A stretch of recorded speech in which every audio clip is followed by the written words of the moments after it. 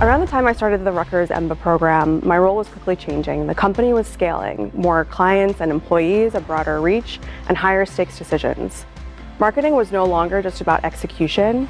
It was central to the business development, positioning, and long-term growth.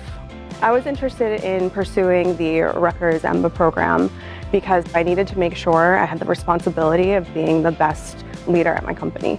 The knowledge and confidence I've gained through this program has helped me navigate industry disruption, from workforce shifts to rapid technology changes and economic uncertainty. I've built the strength and resilience through this program, and I know that as my company continues to rapidly expand, that I'll be able to support them and help guide them through all the difficult challenges. There's never a right time. Readiness is built and not found.